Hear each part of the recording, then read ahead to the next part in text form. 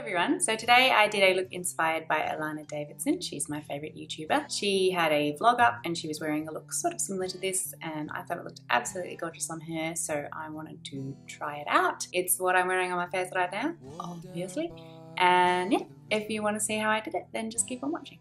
Alright, so I've done my face base already and I've just got concealer on my eyes, and now we are going to do some stuff.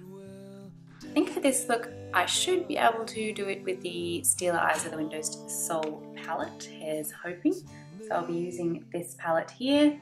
I'm going to dipping into the black shade down the bottom here and also into Kitten, which is this sort of champagne-y shade. As a transition shade, I might use this sort of mid-cool tone brownie taupe here. So I'm going to start off with my trusty EcoTools double-ended crease brush with the fluffy end and that medium taupe shade, and I'm just going to start fluffing this into the crease and above the crease and around the crease and just generally fluffing the crease. You can do this pretty lightly and not very much of it, so this is just the barest of a transition shade. Now we don't want to wing this out too much, so I'm just sort of rounding it here, just giving it a nice round shape and not making it too wild.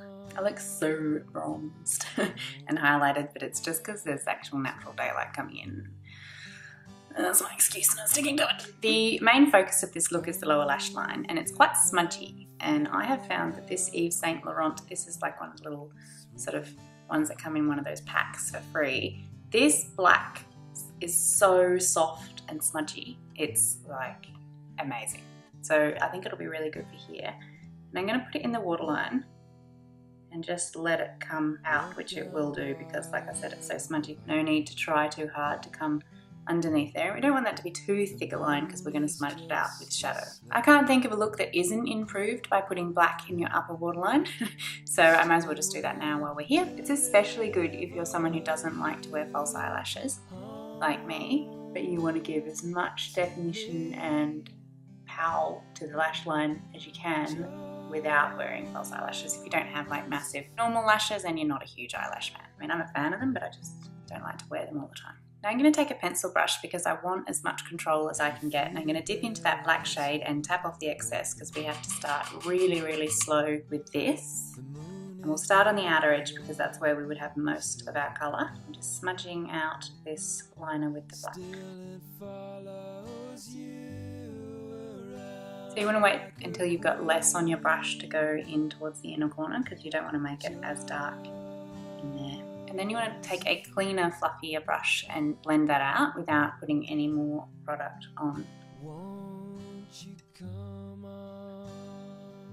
Now we're going to take our EcoTools brush again that had the medium transition shade and just pick up a bit of that black, and then we're just going to work it into the crease on the outer edge here with such a light hand. And yeah, put your brush down where you want the most colour because that's where you will get the darkest payoff, where you initially put your brush. If it goes a bit patchy, don't worry, it will be fixed.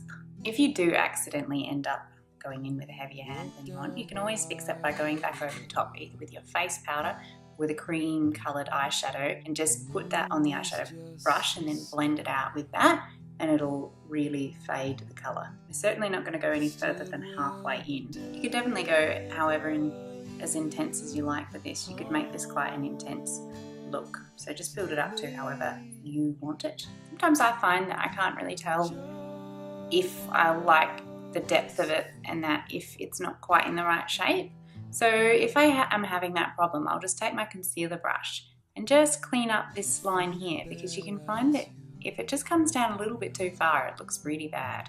And yeah, then it's hard to sort of gauge what your overall look is doing. So you can just tidy up here. You can see it doesn't affect the face makeup at all.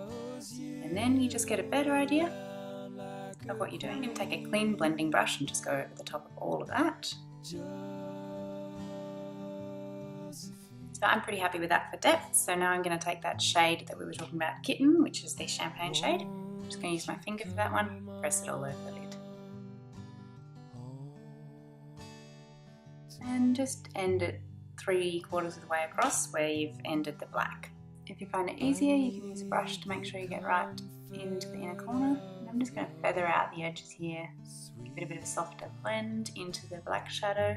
Go over it with the clean blending brush just at the edges, but not on the center, because you don't want to actually shift where you've packed the shadow on. I'm just going to highlight the inner corner and the brow bone using the Balm Luminizer.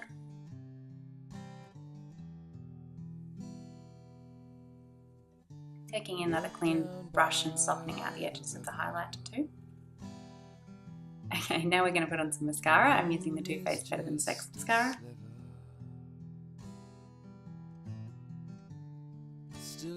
Alright, so unfortunately I had some tech issues and I had to put my lipstick on off camera. I'm wearing a Chanel Precision Lip Definer in a shade called Rose, which is number 68, and I'm wearing the Too Faced Melted Liquid Lipstick in the shade Chihuahua. Yes, other than that you saw everything else. So this is the finished look. I hope that you guys enjoyed watching this recreation. As always, thank you so much for joining me, and I'll see you in my next video.